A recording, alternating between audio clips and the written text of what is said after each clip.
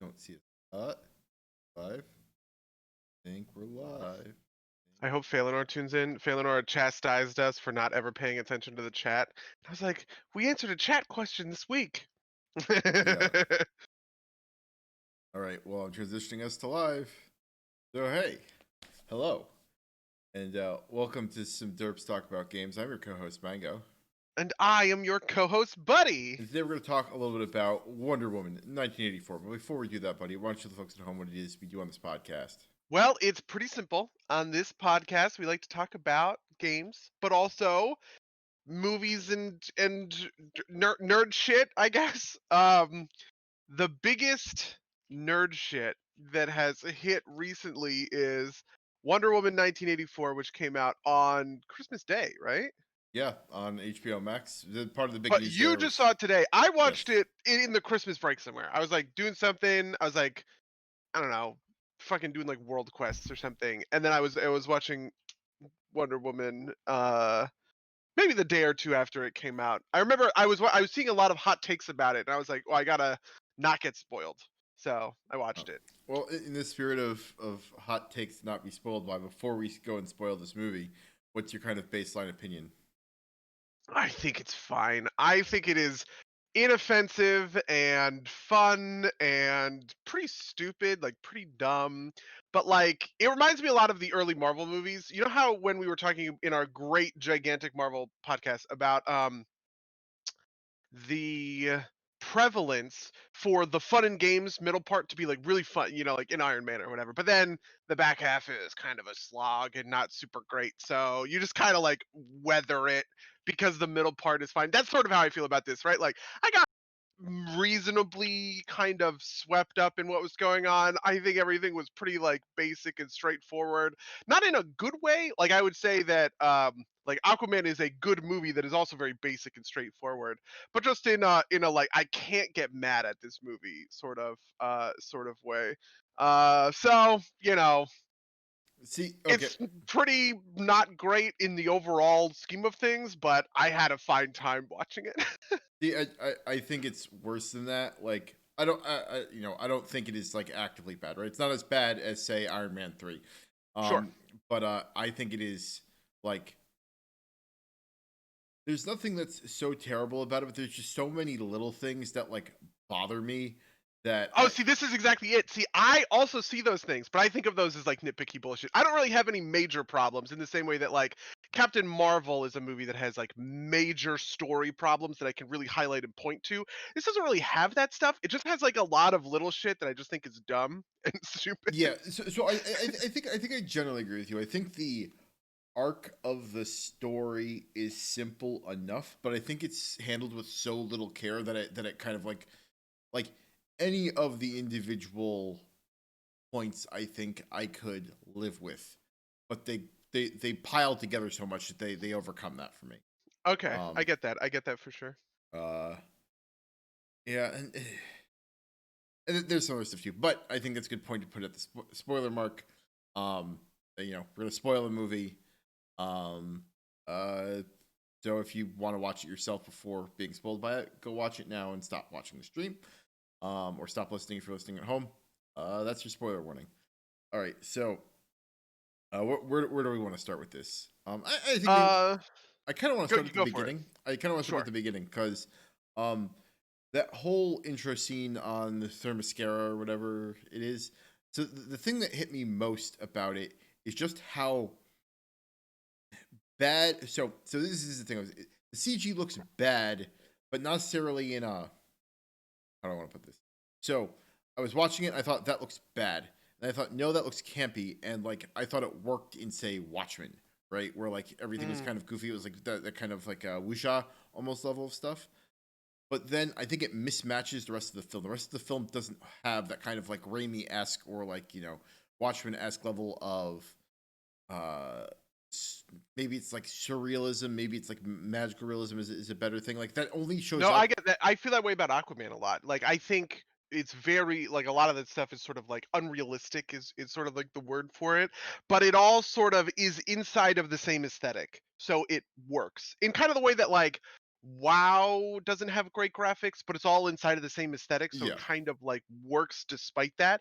I do think because Wonder Woman was simultaneously trying to be like grounded in the real world, but also magical bullshit, that it didn't quite hit the mark. And I think that came out the most in the CGI, right? Like that, like in the thing that like I think epitomizes it the most for me is like in the opening scene. There's like somebody like running up a waterfall on the side of the thing, and it's like it doesn't look great. Like it doesn't look like somebody who would be like theoretically really doing it. Looks like it looked like kind of almost like a Ouija version of it, right? But like that Mhm. doesn't fit with like that was just like that was the first time it stuck out. I mean, I just kind of like kept hitting the movie every time they did something with CG. Um, like the scene where she saves the kids from the middle of the road. I thought was Mhm. like I some at some level I can't tell if it's terribly done or just like poor style match for the thing. Like I think the the rescue the kid rescue in the middle of the street might just be poorly done if that makes sense. Um, I don't quite remember the specifics of it. I do remember this cropping up in places, specifically the end, which I thought was rough. Uh, but I guess I'll just take your word for it about like the kid rescue in the middle. I just like can't picture it in my head. I know exactly the scene that you're talking about, but I just like, can't remember the specifics of what the CGI looked like. yeah, it's where she's swooping in to pick the kids up, and then I think it's also followed up. I don't think the scene where she lands with like what I assume are dummies looks great either. I don't think that was as bad. Like I don't think the practical like I think the practical effects for the most part look all right. Like they look fine, but like they're like contrasted with like these kind of BS over the top CGI scenes. And I think that also doesn't help with the kind of the the mesh there. Yeah, Um, I think that this movie lost a lot of I like the original Wonder Woman quite a lot. And I think a lot of the action in that movie had like real heft to it. Heft is a weird word for it, but impact is what I always think of. That when I talk about like the Marvel movies and the DC movies having different cinematography for their action, that heft, that impact is really what I'm talking about. So like Aquaman has it, Man of Steel has it, even Shazam really has it. Well, Shazam is basically like Man of Steel, but it was not all. It was sometimes there in this movie. It was there in the Egyptian car chase, which I was like, that this sequence is good. This sequence is great. But then there were other pieces where it just kind of kept cutting in weird ways that I didn't like. So kind of half the action scenes I was like, boo. And the other ones I was like, this is fine. See, I'm with you with the car chase until the moment where the car flips and then she gets launched in the air because I think that's another moment of like kind of like unrealistic, you know, unrealistic like semi magical bullshit, right? Like the car, that car flip looked like almost like I'm when I looked at it, I was like that looks like a meme scene I've seen from like Bollywood movies, right? You know, like where like the cars just kind of like fly into the air. Like that's what it doesn't quite look that cheesy, but that's kind of what it evoked in me. Um, I think it's kind of like a running theme, right? Like hokey schmaltiness, even right? Like that runs through the like, it even runs into the theming, right? Like kind of jump all the way to the end, right? Like she convinces the world to everybody revokes their wishes and the day is saved, and I don't believe that for a second, right? Like the movie's too grounded for it, right? Like if this was like literally some kids movie, right? Like if this was like you know uh, Pixar does Wonder Woman, maybe I'd buy it, right? Like because like Mhm. that's like the world that the movie lives in, right? But like I don't believe like I don't believe for a second that literally every single person. Also, there's a ton of like I had a big fridge moment where it's like, wait, the dude who was worried about getting like effectively lynched by the populace for putting up the wall that kept everybody out. He could have just solved that problem by renouncing it immediately, right? Like, and that's not like a huge deal, right? Like that I think verges on nitpicky, but like that was just like a fridge moment. I was thinking like, wait, he could have solved that problem, like because it's played in the movie like that. He's like him renouncing it is tough for him to do, but no, he actively wants to renounce it because it put him in a bad situation. That was the whole thing, right? Like Max Lord or whatever his name is, like Mhm. I'm going to his wish was more monkey's paw than most people's wishes, right? Like I don't think the monkey pawing is super um super consistent throughout, right? Like it implies that Kristen Wiig only becomes an asshole because of the wish, not because the power went to her head, right?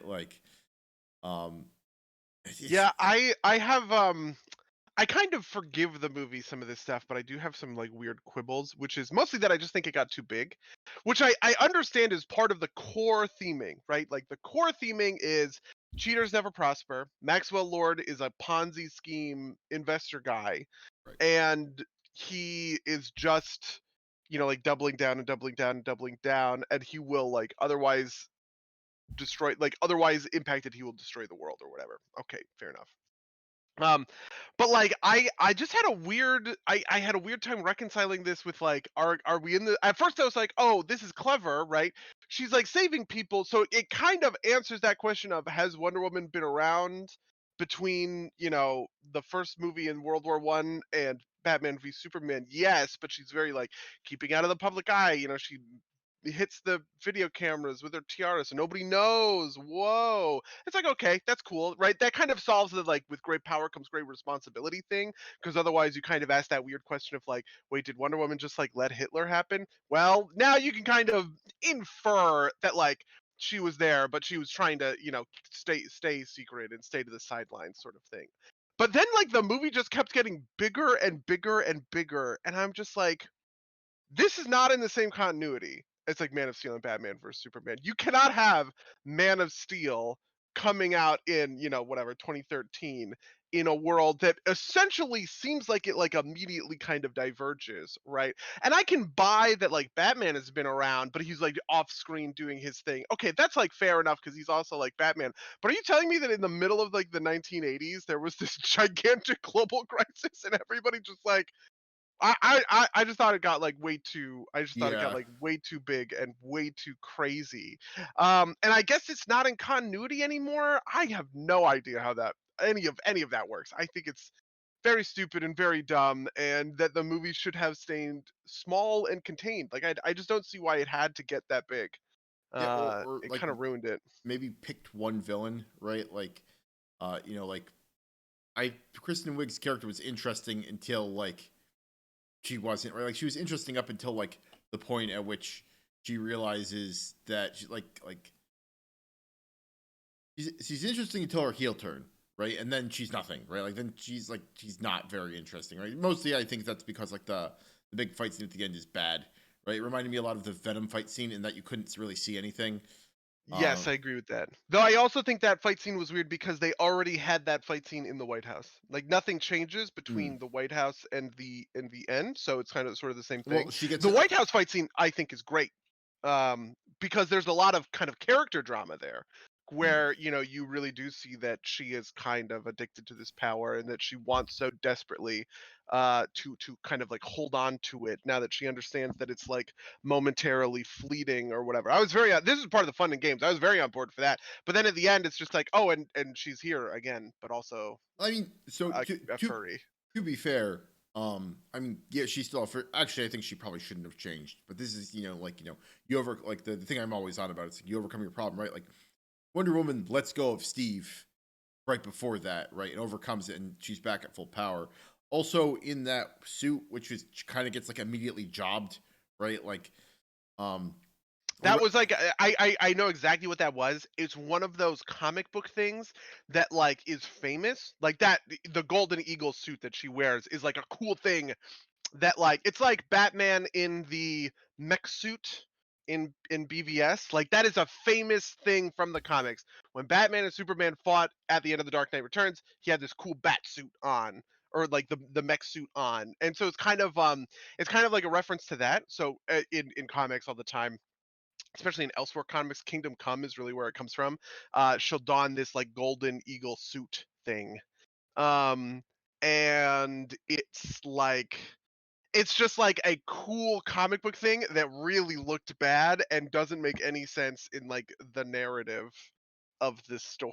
Yeah, so it's funny because I watched the Red Letter Media review of this, and they thought that she had like renounced Steve mid-fight, like when she throws the wings off, and that was supposed to be like like she's no longer relying on the armor and she's at full power again. I think if they had done that, I think that would have made sense. I think it would have been harder to get the rest of the story beats to work together. But like the suit also like I said, the suit just gets jobbed so hard, right? Like she puts the wings around her and they don't really do anything. They get beat up for a while, and then she puts them off, and it's a triumphant moment, but for like no real reason. She just like fights uh Minerva off, and it's fine, I guess. Yep. Like I don't know. Plus she like changes into it like off screen or Yeah. whatever. It's not even like it's not see, for instance, I think they're kind of aping the trident moment from Aquaman where he picks up the ancient trident and then kind of like realizes his destiny, right? As the king of Atlantis at the bottom of the sea. But that was a genuinely transformative moment, right? Because so he is finally accepting his own sort of like limitations, right? And the thing that he says is like, I'm not worthy of this, and that humility is what grants him the thing. So it is simultaneously a cool moment of, oh, now he gets to don the actual Aquaman suit that we all know and love with this famous trident, and a transformative character moment. But in Wonder Woman, those two things are divorced from one another, so it just feels like, I don't Yeah. know, it just happens off screen, I guess. Yeah. And I don't know. That reminds me of the thing that I thought was the absolute kind of worst in terms of just like the thing that I thought was the stupidest, which was her learning how to fly by by useless aphorisms, essentially, right? Really, I actually like that a lot. I really like. I wanted her to fly. I was like, I don't know. Maybe this is a Justice League thing. The Justice League cartoon, Wonder Woman flies just effortlessly. But like in the comics and in stuff, it's always very wishy-washy. Does she fly? Does she need whatever? And so I really enjoyed it when So she learns to fly and is doing the thing with so the lightning. the act of her flying, I don't think is the problem, right? And I know I have issues with her lassoing lightning for the same reason I have issues with the rest of them. Like I think that falls into the unrealistic things, doesn't mesh with the rest.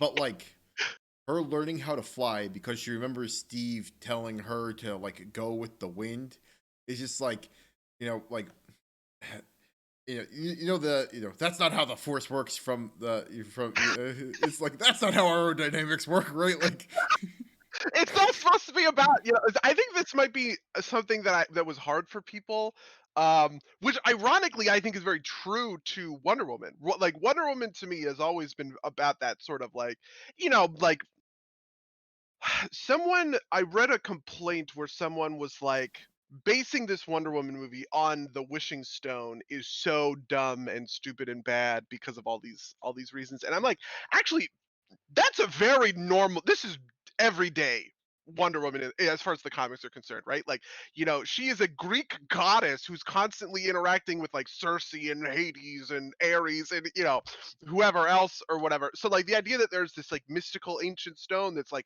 granting monkey's paws wishes is absolutely pure unfiltered Wonder Woman, as is, right? Like, you know, lassoing a fucking lightning bolt or whatever.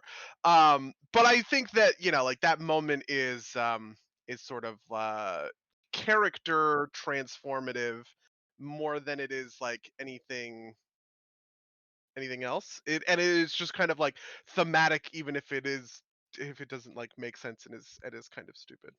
so In fact, I might say that's the last good moment in the movie. Everything after that is kind of where the movie goes downhill for I me. might have bought it more if like we saw her like being able to like hover and just like not being able to get the hang of like actually directing herself or whatever, right? But like it kind of implies that like Steve telling her like go with the wind is like what let her fly in all like in kind of like totality, right? Like which doesn't make sense. Like that's just like too much for me, right? Like there's a lot of those moments in it. It's like you know I can buy right like one of the four things that happens with like the jet existing, right? But I can't buy that like the invisibility and that she has access to it and it's on the runway and it's maintained and it's fueled and that he knows how to fly it instinctively, right? Like like and that's not like I'm sure I could even go further nitpicky, right? Like but like the like those things are very obvious and all of them at once are just too much for me, right? Like like it's it's I get that. I do. I had that same moment, but it just kind of washed away for me. You know what it is? It's because they immediately follow it up with like the fireworks thing. And I guess I just like their dynamic and I sort of buy their relationship in a way. And so the specific, because I remember having that thought, I was like, the last plane this dude flew was a biplane at the turn of the century. And he uses the term jet. And it's like, where, jets didn't exist until the 1950s. Where did you learn that, Steve? But like I said, that just completely fell away from me when this is also after he has like a whole thing where he marks out over like aviation history, right? Like he like looks mhm. and sees a jet and he's like, wow, right? Like, and that's cool, right? I think that's a cool moment. And I will agree with you. I think their dynamic works relatively well. Like the middle part of the movie, I forgot about kind of the weird body horror aspect, right? Like, like, you know, theoretically Chris Pine is putting or Steve is putting whoever's body he has like snatched in like lethal danger by like climbing on top of a tank, right? Like, and like that didn't stick. That like that was another fridge moment, right? Like that was the thing. I was like in the middle in the moment, it's fine. It doesn't work when they're in his apartment for me, right? Like that like it really sticks to me when like presumably they go back to Like the his ethics of it. like yeah, I guess it's the ethics of it, but Like he's like kind of a hostage. He's kind of holding this other guy hostage in his own body. Honestly, I never really even really considered that. I guess I would agree it's unethical, but I ultimately think who cares? so the only thing that really bothers me about it is kind of the implication that like they banged, right? Like that So seems like so it's rape in a way because yes. Steve is like has a mind hostage and is taking over this other guy's body. I guess I Yeah. get that. I guess I And don't even disagree with any of this. I it, just it's it it's just didn't it's bother me. only because they're like and like I said, in the middle of the movie that kind of falls away from me, but it's only Mhm. because they are highlighting it in the moment, right? Like that's directly presaged by like I don't know who this guy is, right? And then he's like him in the mirror, and then they do another scene, and they come back and they're waking up in bed, and then like they do a montage of his weird clothes, right?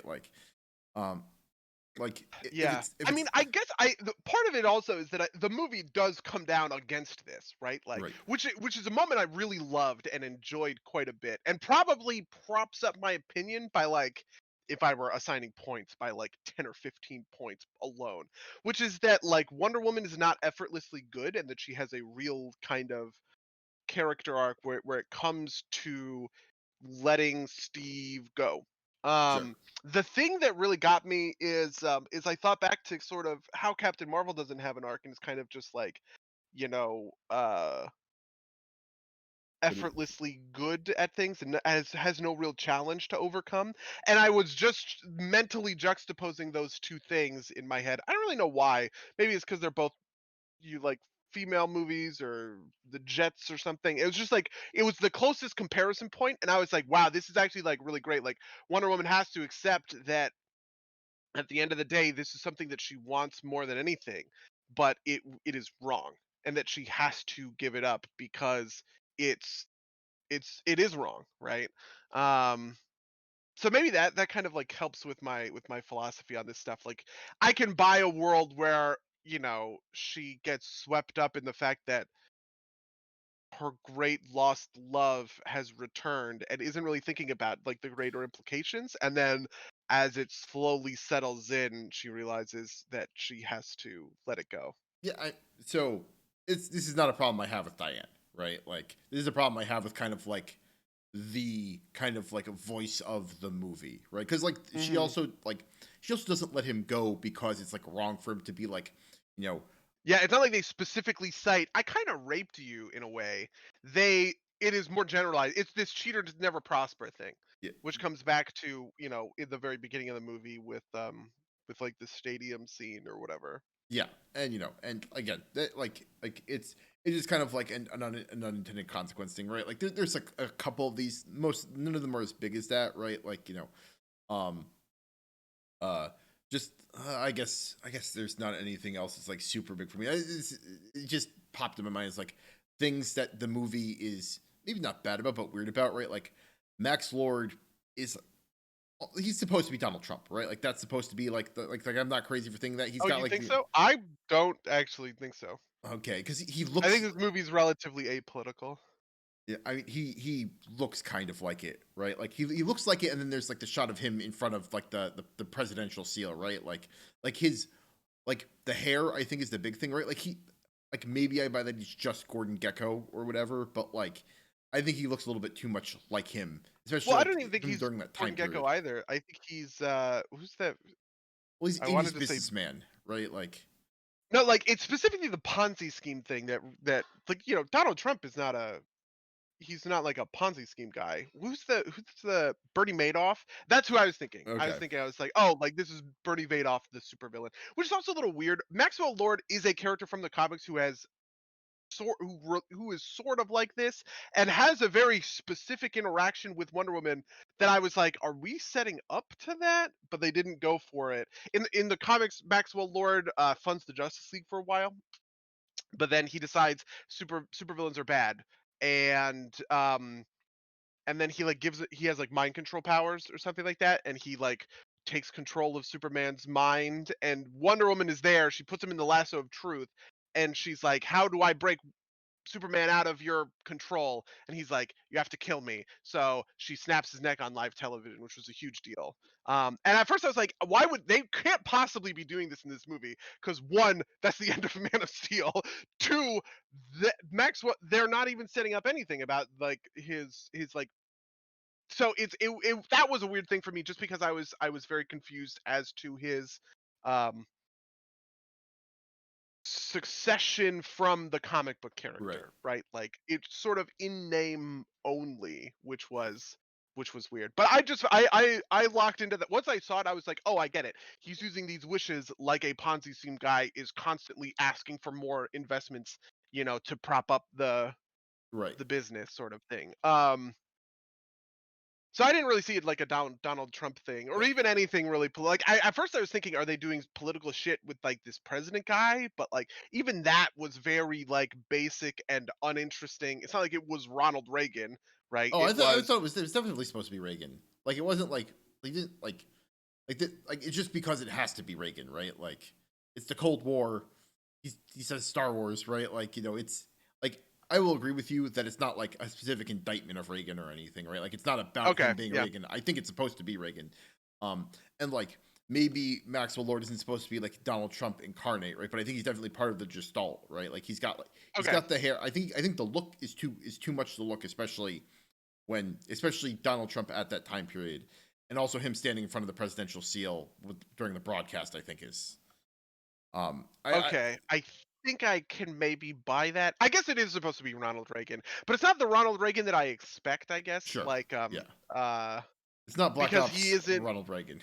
Yeah, yeah, that's a great example, right? Or like, when they had Nixon in the Marvel comics, and Captain America quits, like that was clearly Nixon and a comment on Nixon. In The Dark Knight Returns, Ronald Reagan is telling Superman to get involved in the Cold War or whatever. That's clearly Ronald Yeah, yeah, Reagan, right?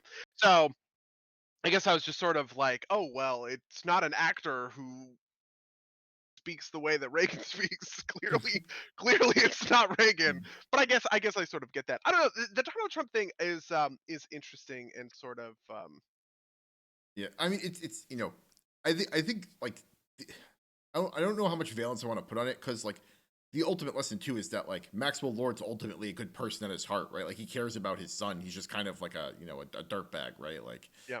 but he cares about his son above all else, right? Like he's willing to give up everything that he's basically won, but he's willing to give it all up to save his Mhm. son, right? So I don't know.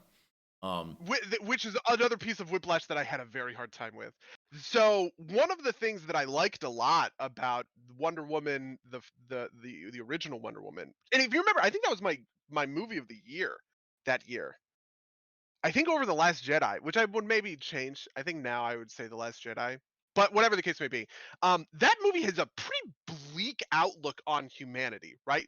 The point of that movie is that like Wonder Woman thinks that it is Ares manipulating like people or whatever and like feeding into their thoughts, and Ares is like, no, I just gave them the weapons. They did this to themselves. Like humanity is like fucked up, and Wonder Woman has to come to the realization that despite their flaws, people are still like worth saving, right? Which is like inspirational in a way, but it is also quite pessimistic and bleak about like the state of mankind. And I think that I actually think that that tracks and is really interesting and kind of follows through on sort of like her her dynamic and her characterization and everything. So the fact that Wonder Woman 1984 just like hard flips that and it's like everybody's good deep down.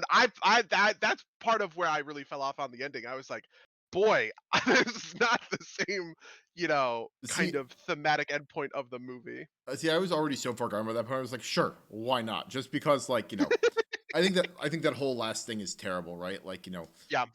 she knocks over the camera to stop him from broadcasting, and then he steps into a beam, which isn't a camera. It's just kind of like the thing that can broadcast, and there's wind for no reason, literally no reason, and like somehow it's broadcasting, and also just kind of mechanic of like it's particles and they touch people, right? Like it's like I remember thinking, I was like, doesn't that technically mean that he is just touching everyone all the time? I'm surrounded by air yeah, particles. right. Those particles are touching other particles. I'm touching you, Mango, right? Like, I was just like, I mean, I was also pretty gone by that point, but like that the movie also sort of like ruins this thematic, I don't know, bedrock foundation of what they had established in the first movie. It didn't really make it.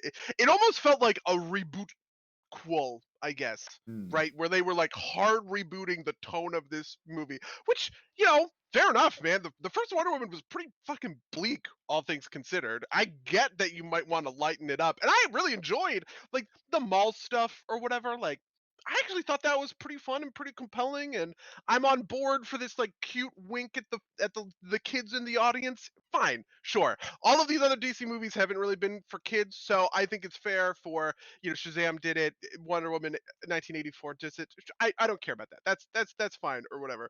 But it does seem like it just I just kept waiting for I don't know, things to turn around and they didn't, and it was just like, yeah, Maxwell Lord's a good guy because he likes his son. And I'm just like, this is like Cersei. This is like Tywin saying that like Cersei's still a good person because she loves her kids or whatever. Like, Yeah, I don't think it's quite that bad because like maybe it is.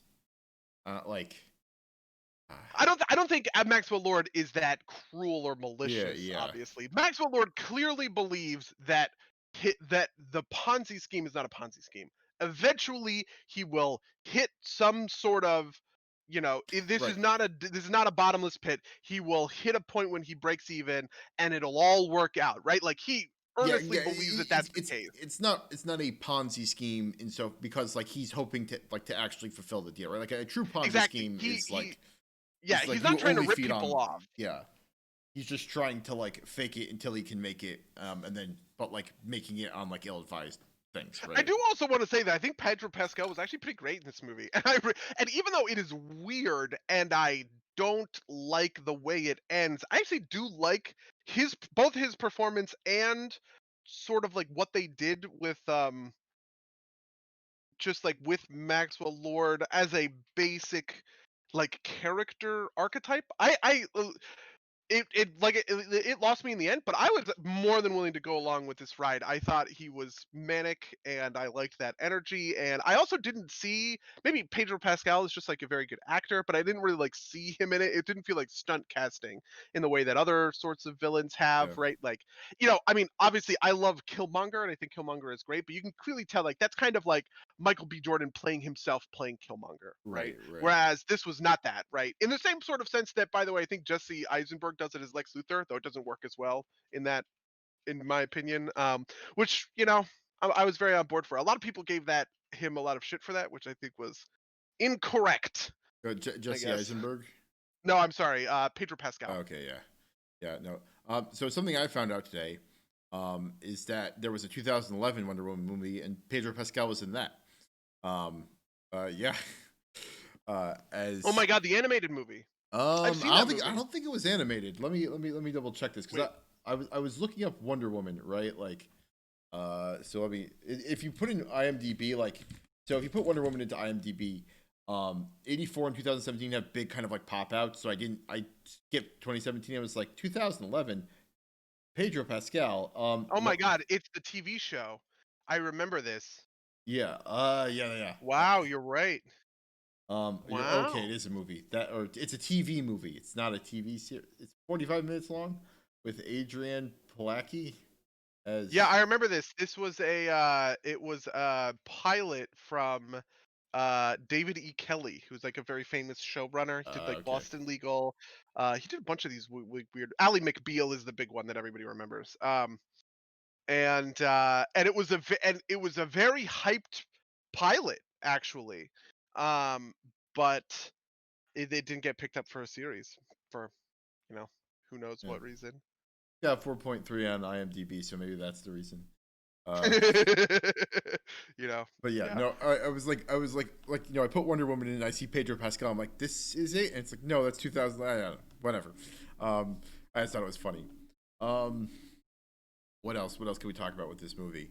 Um so I will say, and I don't think this should really matter, but I Mm. do think it takes balls to have a Middle Eastern character say, I want to be able to like keep the infidels out of the land in a movie with an IDF member as the main star, right? Like, Yeah, that was a weird thing, and I don't understand the politics behind all of this because I guess I knew that Gal Gadot was Israeli, but I didn't know. I mean, I guess if you're Israeli, you have to serve in the IDF, right? yeah. Yeah. It's 2 years compulsory service.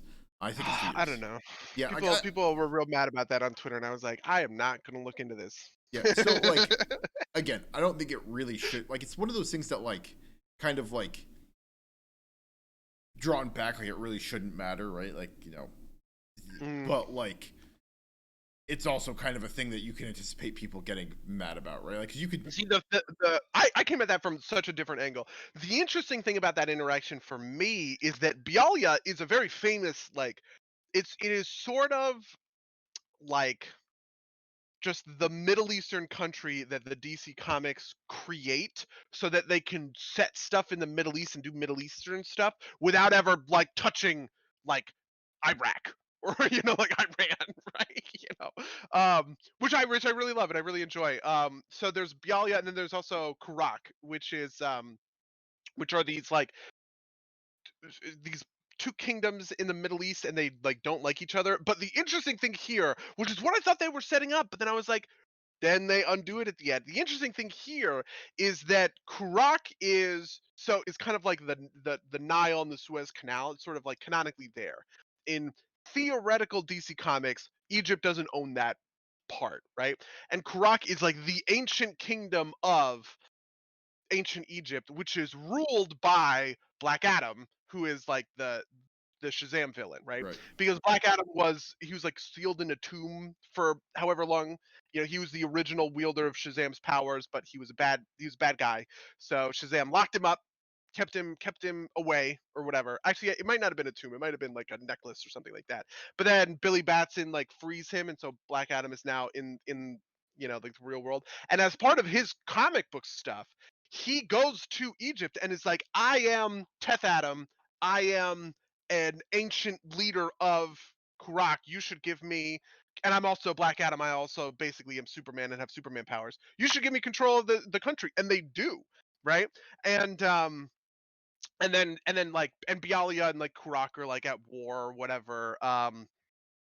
Bialya is like constantly trying to remove Black Adam and take over Kurak, and there's all this political intrigue and stuff. And there's a Black Adam movie coming out starring Dwayne the Rock Johnson, right? Like the most famous movie mm. star of our age. And I was like, oh, they're setting this shit up, right? They are establishing here that like whatever this dumb wish bullshit is where Bialya and Kurak come from, and obviously Black Adam is going to kind of come out of that, like come out of that development. And then they undid it all, and I was just like, Well, What? they didn't quite undo it, right? Because the walls like crumbled, right? So like Hmm. I bet you there's like, and maybe it'll depend on how well this movie does. I bet you there's a Hmm. world where in the beginning of the Black Adam movie, it's like flashes back to 1984, like the wall crumbling down is what frees him or something, right? Like, Yeah. probably Yeah, and they whenever they also just don't mention Kurok, which is weird because the important one there is Kurok. It's not Bialia. Bialia is there to be kind of like this antagonistic force. Black Adam eventually commits genocide in Bialia, which is a little rough. Because they assassinate his wife and kid. So he goes on a little rampage, a little genocidal rampage in the comics. But like I don't know. So I don't know. Maybe they're trying to like set this stuff up. yeah. I mean, you could also just like ignore be like, it's Bialia this time, or it's just Egypt this time, right? Like Mhm. it's that's enough of a deviation. I don't think it's a huge deal. But yeah, I have seen people talking about how that's kind of like Islamophobic, and I don't really have a complex take there. Yeah, I mean, I'm just I don't think like, it's necessarily. I don't think it's necessarily Islamophobic. I just think it's like a weird intersection of like real world politics and, yeah. um, uh, but like the so to shift the conversation a little bit, that was also a moment that I didn't like. So like the wish to like separate the to separate the kingdom or whatever, something I didn't quite like because it's the first time that like something like truly ridiculous happens, right? Like, they say a miracle happens, right? Up until this point, it's all been kind of like they've actually taken some pains to be like, it's not crazy stuff that happens. It's like coincidences, right? Like like things that you can theoretically explain away, right? Like, somebody happens to show up, right? Or like the IRS happens to be busting his investor for tax fraud, or somebody. That is another, by the way, DC Comics like Easter egg. Simon Stagg is a character in the Metamorpho comics, and like, do you know who Metamorpho is? No, He's like a weird guy that's like part of his body is like purple, part of it is like orange or whatever. If you looked him up, you might recognize him because he shows up here and there. But his thing is that he can like transform himself into like any element, so he can like turn into water, turn into poof into gas or whatever. And I was like, holy shit, are they setting up Metamorpho in this? And I think maybe the body that Steve Trevor goes into is Rex Mason, who is Simon Stagg, who is the like Simon Stagg is the guy that turns Rex Mason into Metamorpho, and he's also a shithead. Like Simon Stagg is a bad guy, clearly. Um, it's kind of like Justin Hammer as like evil businessman in a way. Um, but I don't know. They never really went there. Yeah, no, I definitely agree with you because I was also more or less on board with things, and then that moment cropped up, and I was like, what? Hmm? Like this is the moment where I was like, there is no way this is in continuity with Batman versus Superman anymore, right? Like we yeah, have lost the thread. I can accept any other Aquaman, right? Like there is this fucking society or whatever. Listen, I can believe that that shit is underground for long enough or whatever. Nobody knows that Atlantis is there. Fine. I sure, can yeah, buy that. But you can't tell me that Superman like just comes about in 2013, right? And everyone is like the world is introduced to the Superman, and also there are wish granting walls being thrown up in, which is why I thought at the end they were going to do a forget thing. That was yeah, what I was thinking they were going to happen, right? Everybody's going to renounce the spells, and then like one final wish was going to be carried by Diana, and she's going to be like, I wish that everyone forgot this or whatever. And it was like she is left with some I was pretty sure that's where it was going in the last 10 minutes. I was like, oh, she's going to be left with the final wish and she's going to carry some bad thing because of it, right? Some curse to that rift, like where she wishes to for everyone to forget, but that means that like, oh, now Barbara is back to normal and they're not friends anymore and she's sad about it. Just something small like that, right? yeah, yeah. So that we could be like, it's fine. Nobody remembers. It's still in continuity, right? But they didn't do that. No, Everyone remembers the day the fucking world went nuts. and So, not only like this is really nitpicky, but it's also a thing that I couldn't help but think of. But it's like the wish gets the wishes all get rescinded. And it's not like, the nukes that are flying. It's not like they flip out of existence. They like self destruct, right? Like just like little things like this. Just like what? Why? Like this? Like it doesn't make enough internal sense for me to like be able to power through it. I know that's like small. I know that like it's like a straw. Like, it's not the straw that breaks the camel's back because there's a lot. But there's enough straws that like I can't. Like I could ignore one of them, but I can't ignore all of them. And it's Yeah, I get that. It's because for me, it's because they only popped up at the end. Like it kind of created this critical mass rolling into the end. So I can just say, well, the ending sucked, but I liked everything else, kind of thing. But I definitely agree with you that there's quite a lot of bullshit in here. I do really kind of hate one of the things that's interesting about the cheetah is that there are two versions of the cheetah, and one of them doesn't become essentially a furry, right? Um she's like Catwoman, right? Like that's just like her name or whatever. And I was actually hoping that was the version they were going to go with, and that we would not get the furry version. Um, and I think that would have been much better because the furry version really sucked. And also, like I said, I didn't. It just felt like it was kind of like the Black Manta moment. Like Black Manta falls away in the middle of Aquaman, right? Like he is there as the sort of secondary antagonist, and he has this huge big fight scene with Aquaman in the middle. But then Aquaman, hits him. He throws those balls at him. Aquaman throws his balls at Black Manta, and Black Manta falls to presumably his death, but you find out in the post-credit scene it's not, sort of thing, right?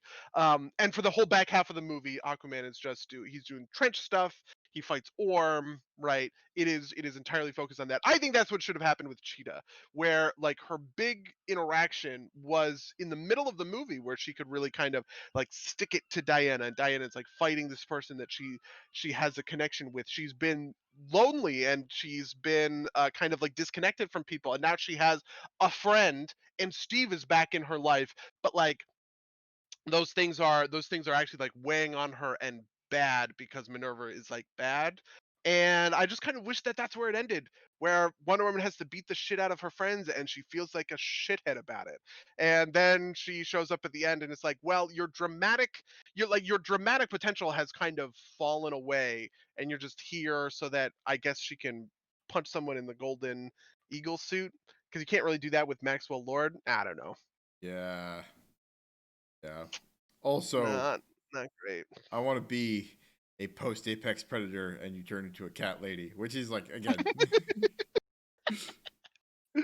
Oh, yeah. The thing that I find weird about that is like I am really interested if like is that the maybe it's just like the expected version of Cheetah that we like were expecting to see, because like that like that character is in the comics. It's just that there are two of them. One of them is a furry, the other one isn't, right? um I'm using the Are term furry in a way that I obviously should not be. um is are they like two distinct characters? It's like the Yeah, Catwoman. they're two distinct characters, and Barbara Minerva, by the way, is the one that actually does turn into a cheetah. So, Okay. but so for instance, maybe I can just find this real quick. Uh, See, I don't know anything about the DC universe, but when I heard Minerva, I assumed she was gonna be like another Greek thing, right? Like another like version of like a Greek problem instead of like a cat lady, which was I don't know. Maybe that's just me like criticizing DC writers from 40 years ago, 50. How old is this character? Is like 80 years ago. How old yeah, am I? I guess. Yeah, so the other cheetah is called Priscilla Rich. I'm gonna drop this in the chat in case we have any viewers. And she just wears this like cheetah suit, but she is clearly a woman wearing a cheetah suit. Do you know what I mean? Um, and so that's Okay. what I was expecting to see. I was expecting to see her, though. I guess I don't think I remembered which one was which, to be honest. But I was not expecting her to turn into the the cat person version. Fan Illyria in the chat is informing me that Minerva is just thematic. It's just a thematic name. It's not a yeah. Well, yeah, It's bad writing only. yeah. Too true. Uh, is this like a bondage era Wonder Woman villain? I mean, kind of, I guess. The image that I'm pulling that from is from Justice, which is an Alex Ross comic book. Alex Ross is very famous. He's like a painter, but he like paints like superhero comics. So, for instance, if you remember the Justice League posters that were just like the heroes on black, that is a reference to Alex Ross, who did like these very famous portraits. Um, anyway, he did a comic book miniseries called Justice, which is a very like classic throwback to the like original Justice League. Um, and like the Injustice League are all getting together and doing like bad guy stuff or whatever. But I don't know. It just felt like the way that the way that it was going and the way that the character was going, and I guess her turning into a cat at the end was sort of unmotivated. I would argue. Okay. I'm also a little sad they didn't use the Justice version of Cheetah is really neat because she laces her claws with this poison that is turning Wonder Woman to stone, kind of like Medusa or mm, whatever. Um, or I think technically in the comic, so the real origin for Wonder Woman is she is a clay baby who gets wished to life by Hippolyta, right? Hippolyta goes, I want a kid." She makes a little baby out of clay, and she does this wish, and then the baby is real. Whereas the movie version of Wonder Woman is like Hippolyta and Zeus fucked. That's the version. uh, we're getting some more real time fact checking from Ilaria. Minerva is not from the bondage era. It's from from the 80s. Thank you, thank you. Speaking of the 80s, what did you think of like the 80s stuff? This is something that I also think was kind of fair. It's like, why was this movie set in the 80s? Like, I Oh, didn't really get anything it from being was set in the 80s. it was entirely shallow, right? Okay. Yeah. Like like it was. I mean, like it's entirely like a weird, like like look at 80s fashion and how funny that was, and also like I guess I guess to really drive the stakes up, they wanted to have like the Cold War threat happening, which I guess that's like the 80s is the right place to put it for that, right? For like um the the US American Cold War conflict, but ultimately like the nukes were kind of a throwaway anyway. You could have manufactured some other consequence, right? Like Yeah, this reminds me of the original Assassin's Creed. Do you remember? So at the end of the original Assassin's Creed, everybody thought Assassin's Creed 2 was going to be set in the real world, right? Because like you had the parallel stories right, of Altair in the Crusades, right? But then you were also doing all this stuff with like Desmond or whatever in right, like right, the modern era. And then they announced Assassin's Creed 2, which was like in the Renaissance, and we still have basically never gotten a real modern era Assassin's Creed game. There's always some reason to go back into sort of this historical whatever. And at this point, that is kind of the Assassin's Creed brand. But I remember that specific interaction between Assassin's Creed 1 and 2 where people felt really bamboozled by it. And I have that feeling about this where I felt like I at the end of Wonder Woman 2017, right? I was sort of promised this version of Wonder Woman, which was okay. She's remembering her past, but she's out and she helped with Doomsday. She's on the Justice League now, right? She's gonna do big name, big hero shit now, finally, right? And then to then have Wonder Woman 1984 be a like midquel between that moment and the moment we were sort of promised at the end of 2017 Wonder Woman, I felt was just like, I mean, bamboozled is a really great word for it. I just felt very like bamboozled by that, and I really wish that the movie just was not in 1984. It was just in any other, you know, it was in the modern era. It's where it should have been, as far yeah, as I'm concerned. yeah. Well, you were saying, I just realized, right, that like putting in 1984 puts it about at the same time as Watchmen, right? Because Watchmen's like Cold War era, right? Yeah, well, Like, cool. Watchmen is 1986, yeah, so huh. I don't know if there's anything deeper to that. It's just like like that is that's interesting. Yeah, because like you're talking about like we're talking about like there's a world where there was almost a nuclear apocalypse because of like a weird, like it must not be in continuity.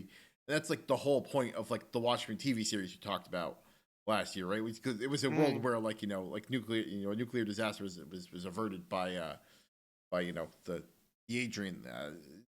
It's not a lot to examine there, I don't think, but like it's uh Yeah, this is also why I thought it was weird that Wonder Woman started getting so big, or Wonder Woman 1984 started getting so big. I think if things had just been if they had been small or contained, or we talk about like the witch thing at the end that I kind of brought up, right? Um, those would have been sort of viable options. But just like I don't know, it just got like way too big for its britches. yeah. Yeah.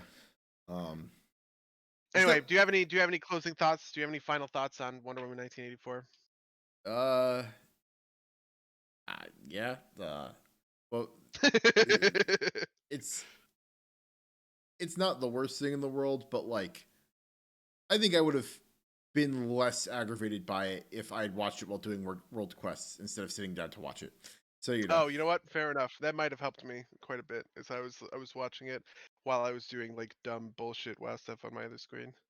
You know what's funny? This movie actually gave me a bit of appreciation for Birds of Prey. I remember thinking maybe maybe like 75 minutes into the movie. No, a little bit later than that because it was pretty long. Maybe 2 hours into the movie, I was like, boy, Birds of Prey was actually pretty good. Like in terms of being very like small scale, I kind of appreciate that it's just a small crime story in Gotham. There's this one guy, Black Mask, who's a bad guy, and they kill him at the end. It doesn't get big, doesn't get huge. This fate of the world is not Mhm. at stake. It's just kind of one guy who's a shithead. Um, and I really appreciated that in like retrospect because Wonder Woman got so fucking huge. Yeah, I mean, I don't think I can co-sign. Therefore, Birds of Prey is good, but I think I'm not sure that I'm saying therefore Birds of Prey. It just made me remember Birds of Prey fondly for kind of keeping it down to earth comparatively. Do you what do you which one do you think is better, 1984 or Birds of Prey? I liked Birds of Prey better than you did, I think. I think 84 is probably better, but that's because I think there were like more fundamental problems with Birds of Prey. I also don't remember it very well, so like Yeah, I maybe. also don't Superman. It feels like this was eons ago. That was in 2020 manga. We watched that in a movie theater. Oh God. Uh, and it wasn't even called. It wasn't even called like Birds of Prey then, right? Oh, Like you're right. It it was was called that stupid Harley Quinn, like the that stupid Harley Quinn fantabulous bullshit. adventures of Harley Quinn and her Birds of Prey Yeah, or something I like that. do also think Birds of Prey had more fundamental problems. So I probably agree that it's worse. Though I think I might I remember it fondly now. This is one of the things about Wonder Woman that's tough is like The Dark Knight Rises. I actually like The Dark Knight Rises, and I think The Dark Knight Rises is a pretty good movie. But the things I remember about The Dark Knight Rises are all of the problems. You Yeah, know what I mean? I don't remember the good parts or the fun parts or the clever parts or the interesting parts. I always remember the shit that bothered me. So I think about it as it being worse than it is, and I think that's probably what I'll end up thinking about when it comes to Wonder Woman 1984. I think there's actually an even better kind of tie there, which is like it's a disappointing sequel, right? Like Yeah. you know, it is. I mean, I think Wonder Woman 1984 is like kind of bad on its own, but I think to your point, I think Dark Knight Rises is not so bad on its own. It's just like that much worse than the Dark Knight, Hmm. um, and that Yeah. makes it worse. And I think 1984, one of the movie we just watched is kind of bad on its own, but it's made worse by being follow up to like maybe the best DCEU movie. At least in my opinion. I know you like a lot of them, but Well, I would have said it was the best CCEU movie, but it's been a couple of years. Do I think Aquaman is better? I mean, I definitely like Aquaman better, mm, but no, I don't think Aquaman is better. I don't think Shazam is better. I definitely don't think Birds of Prey is better. It's probably still the best CCEU movie. yeah, I was expecting you to come out and be like, Man of Steel, best DCEU movie, first one's best one, but No, I mean, listen. I love Man of Steel, and I find Man of Steel more watchable. I like Man of Steel more, all of that. But I really think Wonder Woman 2017 is it's just it's a really good movie, right? If they are both good movies, just one is better, I Oh guess. man. I think part of it though is people have remembered Wonder Woman 2017 poorly, but the things that I watch people talk about when they talk about that movie are things that I vehemently disagree with. Like people really hate the ending, and I'm like, I love that ending. I love that it got like I want it to get big there, right? Where it is two gods fighting, and people are like, no, I just wanted to do small stuff. This thing with the sword, like that's lame. I'm like, no, that's cool. Fuck you. Like, Yeah, no, I really liked 2017 too. I mean, I think the mustache is a little funny, but like that's like a costuming choice more than anything else. Um, um, that's so this is like entirely just kind of like this is like an industry meta thing, but like just like Wonder Woman 2017, and we have to call it Wonder Woman 2017 because there's a bunch of movies that are called Wonder Woman, but this movie's Wonder Woman 1984, but it's not. It didn't happen in 1984, yeah, right? Like, it's not Wonder Woman 1917, yeah, well, which is theoretically when it takes place. yeah, but there's a Wonder Woman 1977, right? So like if you're like just talking to some kid, right? Like it's like Wonder Woman 1977 versus Wonder Woman 2017 and Wonder Woman 1984. It's like, wait, that one didn't come in no. Wonder Woman 1984 came out in 2020. It's like Wonder Woman 2011 is a TV pilot, yeah. and then there's also the Wonder Woman animated movie whenever that came out. Yeah. Man, that's funny. Yeah, the one of the interesting things about Wonder Woman 1984 that I liked a lot is this idea that Diana is very lonely because she's like immortal. In fact, I was really hoping that they were going to do more with that. Um, I kind of felt like her friendship with Barbara, which was like good, and I bought it and everything. I really wanted there to be like a line or something where she was like, "You're my first friend since like Etta Candy died." Or whatever, because she is immortal. She will outlive everyone, and that's like very typical plight in like comic book fare or Right. whatever, right? Thor talks about this, or whoever else. But it's just like it really. I felt like it deserved a bit of a spotlight here, and it definitely got one. But I was really missing that line of just like, man, like Diana's life is just big sad. Yeah. Anyway, I guess that's Wonder Woman, Yeah. right? That's Wonder Woman 1984, not Wonder Woman 2017.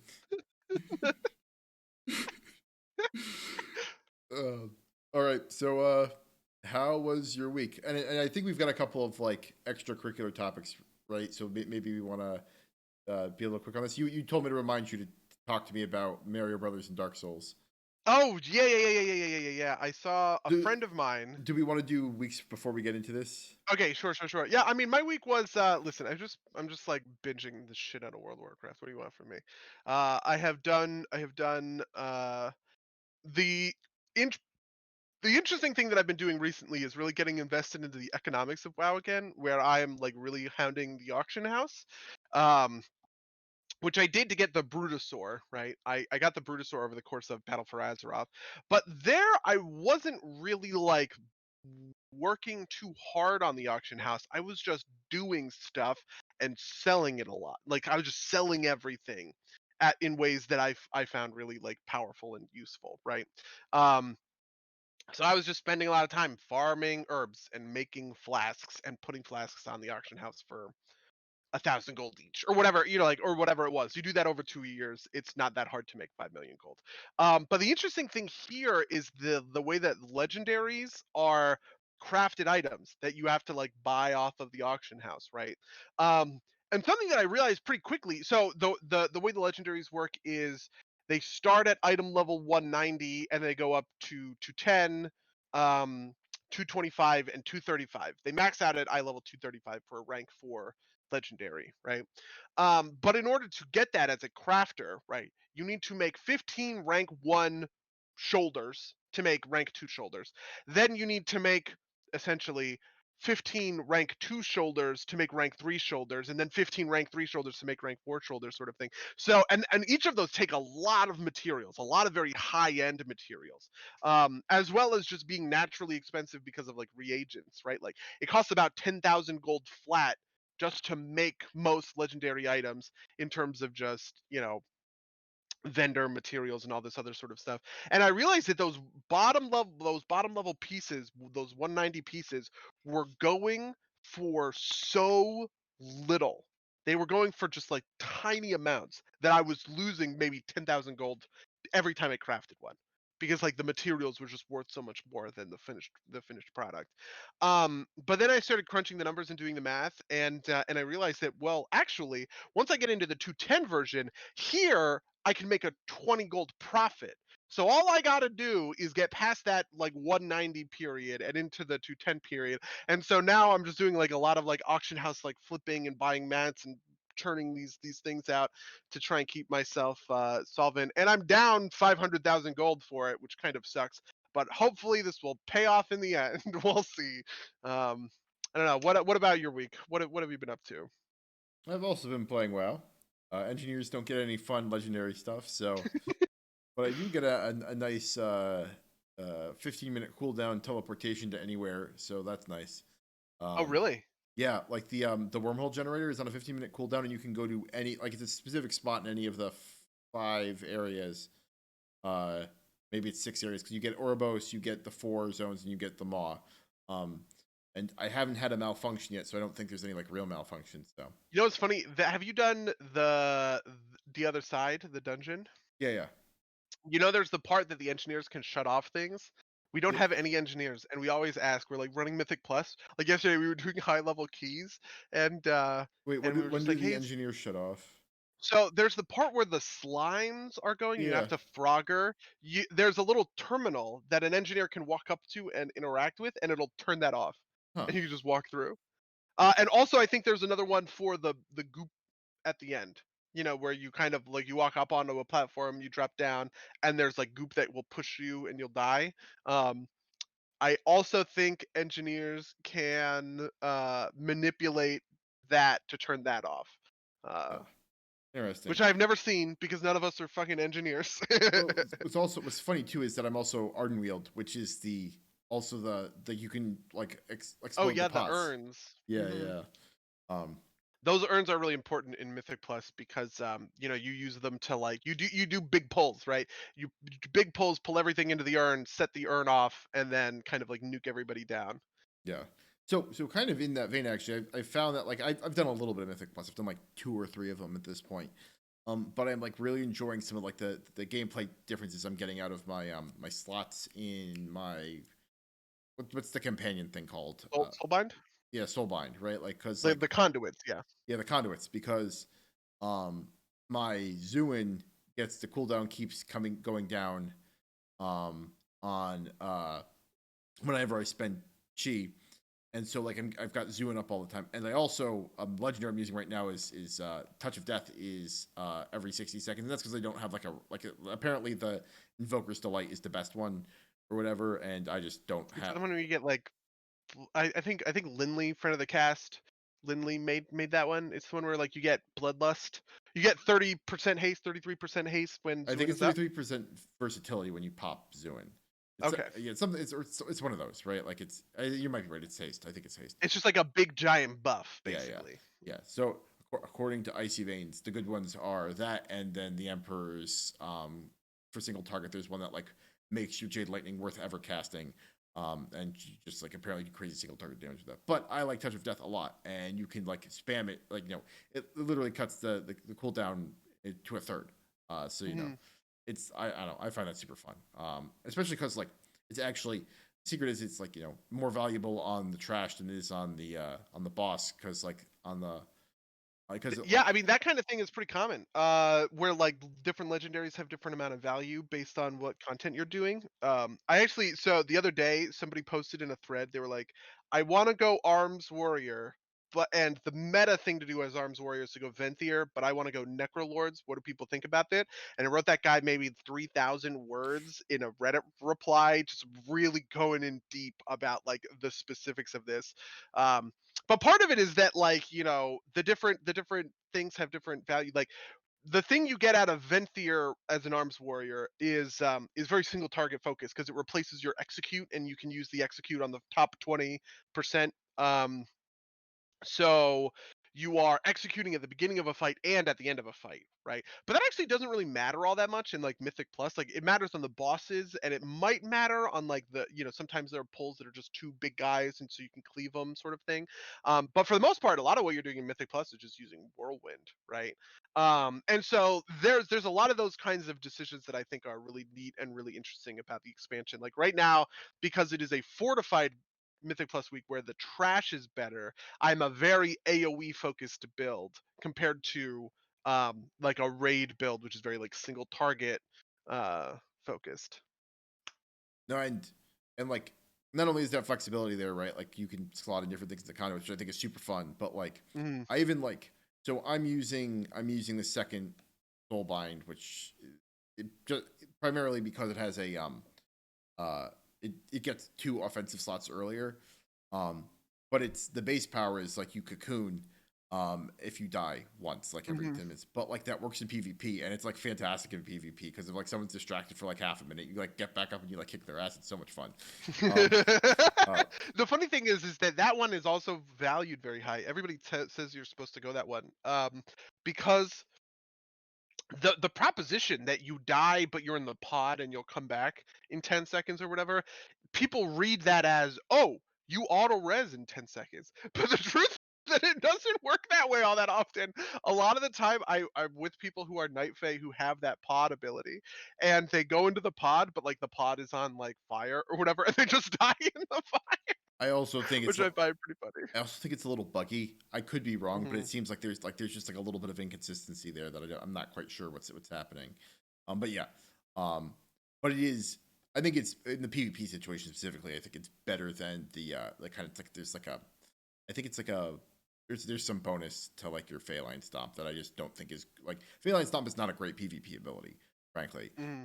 Just because like you can't really. I mean, it's fine because it's damage, but like you can't stand on it, which is what you need to do to like really get No, good. I completely understand that. The war banner is basically the worst PV thing in PvP because you plant the war banner and they go, "Oh, let me stand 10 yards that way." Yeah, Just like, well, fuck. yeah. But yeah. The other game I've been playing is on my over there, so I can't shoot it. But I have the Quest, and I've been playing Fit XR, FitX VR. It's a VR boxing program. There's also like so two modes. There's a dancing mode and a boxing mode, and the dancing mode I can't get into for whatever. Like it's like you're supposed to like dance along with the instructor, but like it doesn't like they're like big sweeping motions, and it just doesn't click for me. But the boxing clicks really well for me. Mhm. And so like I really like I've forgotten to talk about this before because it's for me it's like an exercise program almost, right? Like it's primary use, but it's a rhythm action game. It's a lot of fun, but like so whereas previously I used to like when I was in high school I would play DDR as exercise, right? And you can't really like that's a workout because you have to move your feet a certain amount.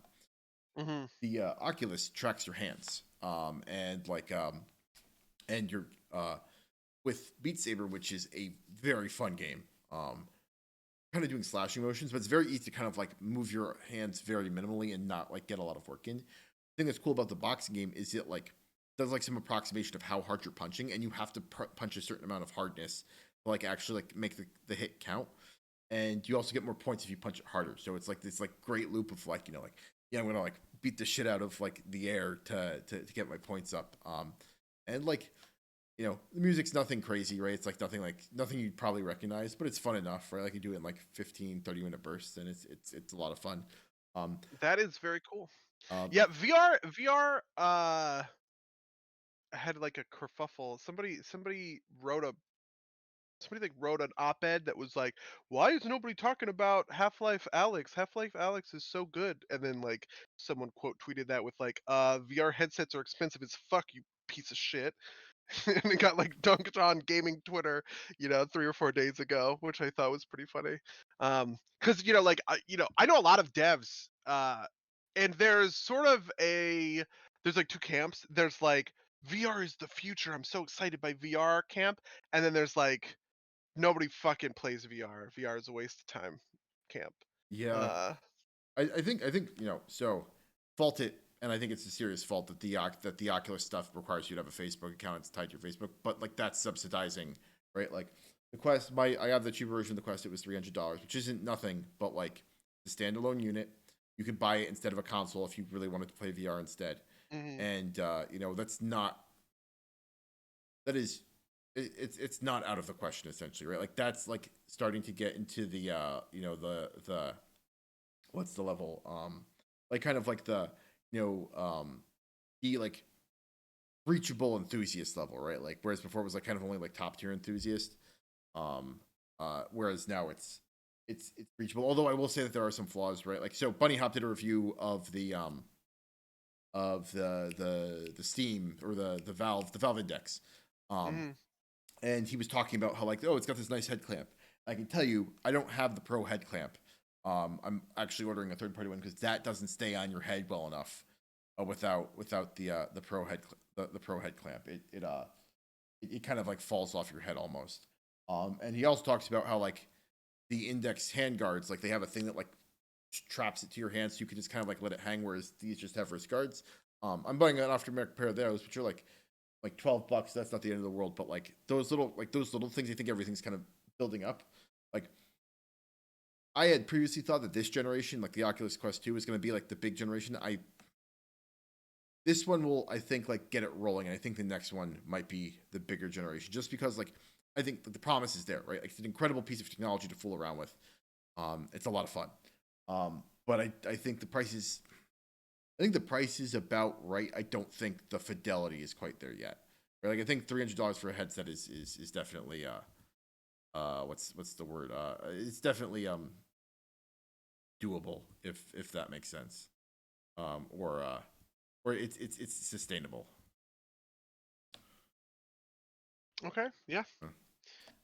Uh, It's something that I've definitely thought about. And I was thinking about doing it because I wanted to like think about indie VR games, which is apparently like a a thing that yeah. is taken off or whatever. Uh, but I don't know. I just have never gotten around to it. Anyway, we do have some business to take off. So okay, what did I ping you?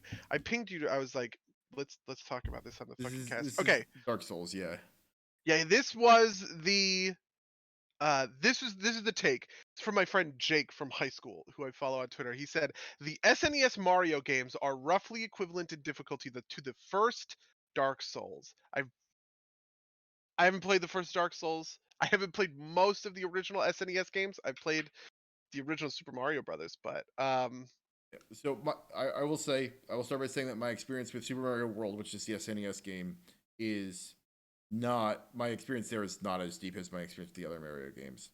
Um, there's a lot here, and I've been thinking about it quite a bit since you tagged me in it, and I think as a Twitter take, it's not bad, right? Like okay. and this is not but for like a thought like compressed that much, like I think that's fine, but like I think there's some like if you more deeply examine it, part of it is that like it's hard to compare across genre, right?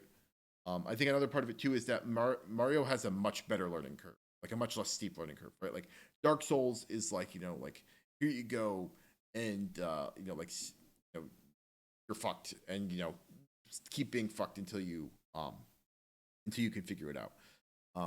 Part of this too is that like this is kind of like the end of the era of Nintendo hard, which is like out of the era of games being designed to be hard to one stretch the content because there's only so much information you can store on a cartridge, and two, also to like get quarters out of you, right? Like that's not necessarily true specifically for the Mario games because they are not really like arcade games, but like that's like kind of like the era of get like the lessons that we had learned as and this is the industry had learned had been from arcade games, which were meant to eat your quarters, right? So, um, there's a lot of that influencing it, um, and so I think like I said, I think the more difficult parts of Super Mario Brothers, especially like the secrets and whatnot, I think I agree are like that can be that level of tough.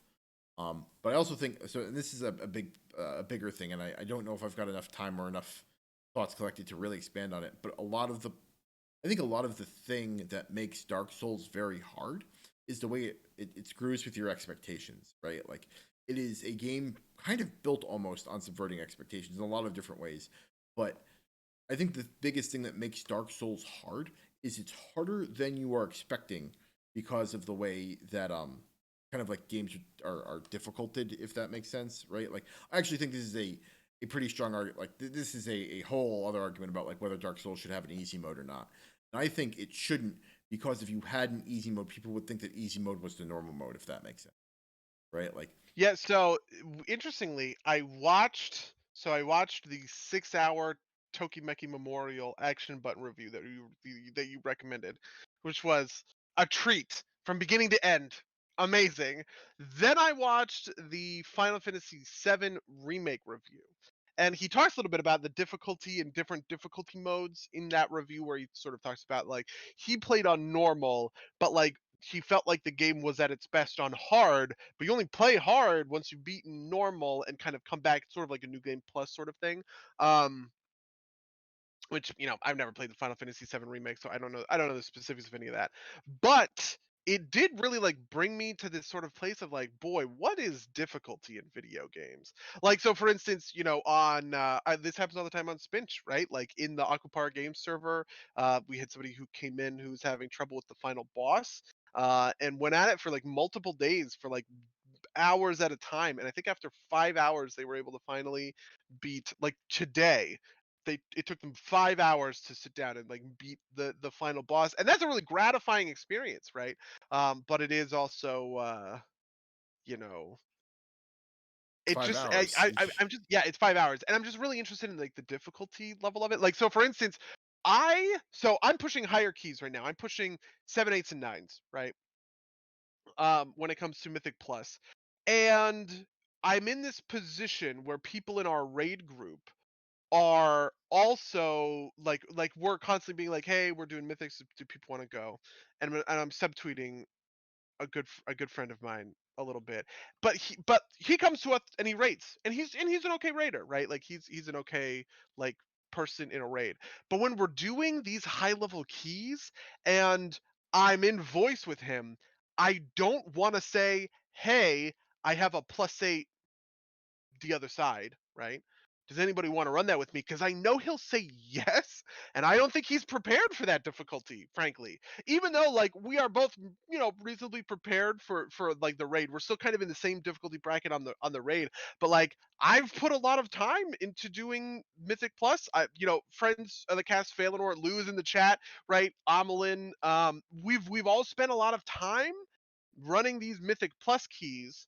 Um, and we know the dungeons really well. We understand what to interrupt, what the boss mechanics are going to be like. We have a certain flow because we do a lot of these together, right? So I can just kind of say like, okay, I'm going to take the bottom left portal, you take the top left, you take the, whatever else, right? Whereas we might have to take a minute to sort of like explain some of this sort of shit. Um, and I was reflecting on that the other day. It was like, it's kind of interesting that we can be both in the same raid band of difficulty, right? But not be in the same like Mythic Plus band of difficulty, and how that kind of dictates the way that we're, like interacting with one another. Especially because like sort of the way that WoW is designed right now, you are penalized for carrying your friends. Because okay, so for the Mystic Plus chest, the first one you do, you get a chest, right? Then the next four you do, you get a chest, and then the next six, or the next three you do, then the next six you do, right? And you get a chest for each of those, but it's not like averaged. It is the worst, right? You are the weakest key that you ran that week, essentially. So your first chest is going to be your best key. Then it is going to be the worst of your top four keys. Then it's going to be the worst of your top 10 keys, right? Well, if I'm carrying friends of mine through +3s, right? And I'm like running these mythic. I'm like running mythics. I'm actually kind of hurting myself because I'm making that last chest pretty worthless, all things considered. Um, which is like not a great feeling. The thing that also sucks about this is that there's no. I used to feel fine about this because there's Titan forging, right? Which it never happens, but just like the phantom idea that like, oh, something could Titan forge in a huge way meant that I didn't feel so bad like doing like kind of carry runs, because could get something from there at least, but now that's just like really not the case, right? If I'm carrying someone, I am hard carrying them, and the only thing that I'm getting is goodwill or whatever. Anyway, I don't know where that all came from, but difficulty, I guess. Yeah. Yeah. No. Absolutely. Yeah. I think that's an episode at some point. Um, Yeah. oh, another thing I want to talk about that I think is an episode at some point, or maybe not a full episode, but this is Star Wars related. We played Star Wars yesterday that you didn't show up to because you had to run Mythic Pluses or something. I Uh, was the divorced dad and I uh, didn't show up. but so this is just we were talking about like what date universe now is like and ABY and PBY is such like a dumb system, right? Like like it was obviously an ex post facto made thing because like the Battle of Yavin's like the only thing we know about the universe, right? But I found out that in the current canon, ABY and BBY is a system that was written by a historian looking back. I think it's like an Ithorian or something, looking back and writing an atlas. And the atlas is a thing you can buy like in the real world, but it's supposed to be in world written by somebody else. But it's also supposed to be old, right? So like the implication is that like, a long time ago to galaxy a long time ago to galaxy far far away is like true for like the present of the Star Wars universe as well, because there is somebody who wrote an atlas that came up with the dating system, and he's far in the past, but the events of the Battle of Yavin and like the original trilogy or the Skywalker saga are almost ancient history for him. In the same way that we have like Anno Domini and whatever BCE Yeah, stands but for. it's almost like, but it's the way it's presented, at least from the way I read it, is like it'd be like if who would be a good example? It'd be like if like George Washington came up with AD and BC, right? Like, Yeah.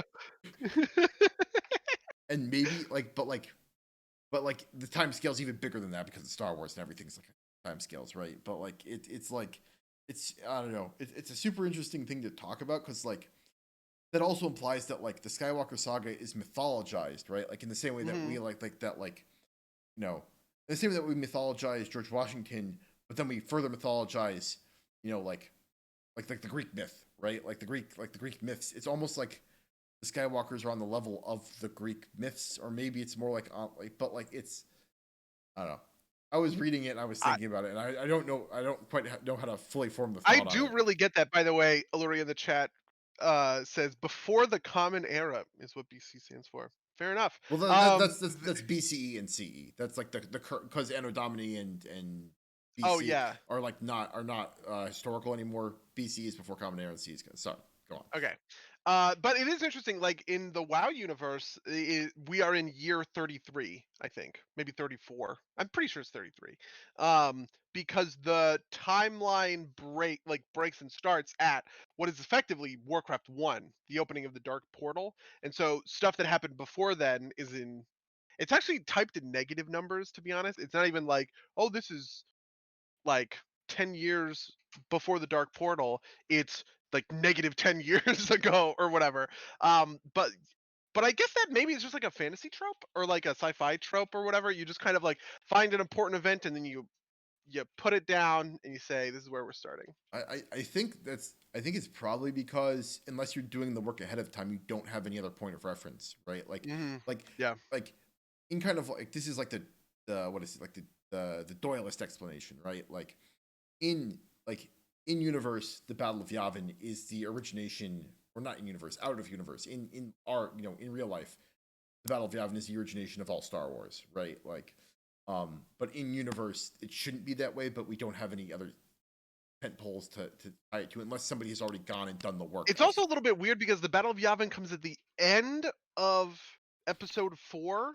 Like one of the nice things about the way that the calendar works in Warcraft is it starts at the beginning of the first Warcraft game, right? The first moments of Warcraft is the Dark Portal opens, right? Whereas the Battle of Yavin is the end of the first movie, so everything that takes place, like Alderaan is destroyed before the Battle of Yavin, for instance, right? Also, technically, we're ignoring the King's calendar. Like it's I'm sorry, it's 626 in the King's calendar in WoW, but WoW's timeline is a mess. So fair enough.